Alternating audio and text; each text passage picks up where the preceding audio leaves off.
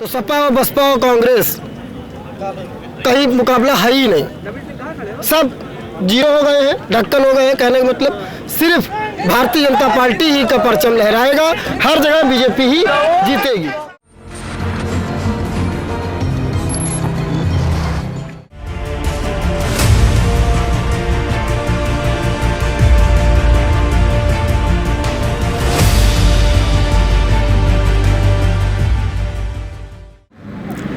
भारत के रक्षा मंत्री राजनाथ सिंह अभी कुछ देर पहले सीतापुर के ग्रास फार्म पर बूथ अध्यक्षों को मिशन 2022 फतेह करने का मंत्र देकर गए हैं। बूथ अध्यक्षों ने उनके संबोधन से क्या सीखा और मिशन 2022 फतेह करने का उनका क्या प्लान बना है, आइए उनसे जानते हैं। जी, आपका क्या नाम है? विनीत कौशल। कहाँ से आए हैं आप? रायबरेली जिले ऊंचाहार विधानसभा। रक्षा मंत्री के भाषण से आपने क्या सीखा?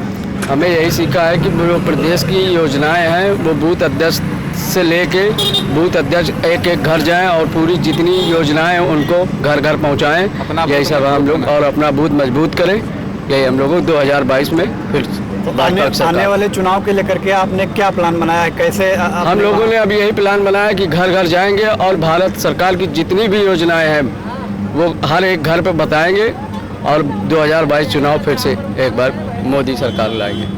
आपका क्या नाम? संतोष शुक्ला। कहाँ से आए हैं? हम सीतापुर से। रक्षा मंत्री एक बात कही कि उन्होंने कहा कि यूपी का चावल पक गया है, क्या इशारा था उनका?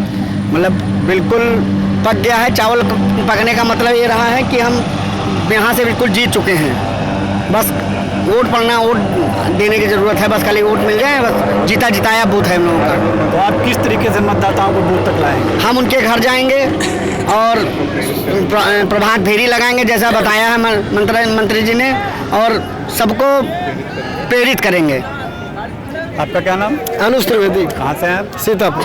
रक्षा मंत्री के संबोधन से आपको क्या ऊर्जा मिली? आज हमारे यहाँ ग्रास फार्म में रक्षा मंत्री जी आए थे, हमको लोगों को बताया है कि 2022 में चुनाव जीतना है, और अभी उन्होंने एक बात बोली थी कि चावल पक गए हैं, तो सपा और बसपा और कांग्रेस कहीं मुकाबला है ही नहीं, सब जीरो हो गए हैं, ढक्कन हो गए हैं। कहने का मतलब सिर्फ भारतीय जनता पार्टी ही का परचम लहराएगा, हर जगह बीजेपी ही जीतेगी। आप कहाँ से आए?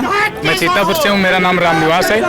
रक्षा मंत्री ने कृषि कानून की भी चर्चा की। जी। उन्होंने कृषि वापसी को लेकर के प्रधानमंत्री की दरियादिली बताई, लेकिन पिछले एक साल से जो आंदोलन चल रहा था उसमें कई किसान शहीद हो गए।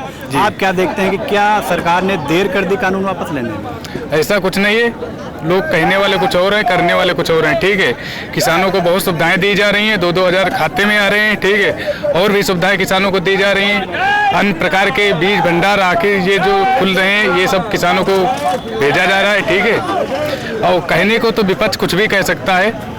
आप खुद किसान हैं? जी, मैं किसान हूँ। तो कृषि वापसी के बाद किसानों का क्या रवैया है ग्रामीण?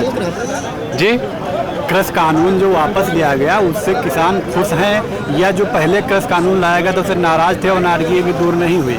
क्या नहीं, किसान पहले से भी खुश हैं, अभी भी खुश हैं, किसान कभी नाराज नहीं थे।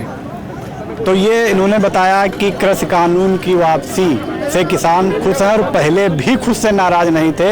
इसके अलावा हमने जिन बूथों से बात की उन्होंने बताया कि रक्षा मंत्री जी से उनके संबोधन से उनको जो ऊर्जा मिली है वो मिशन 2022 को फतह करने में पूरी वो झोंक देंगे। कैमरामैन विपिन राजवंशी के साथ मैं उदय चौहान, आई इंडिया, सीतापुर।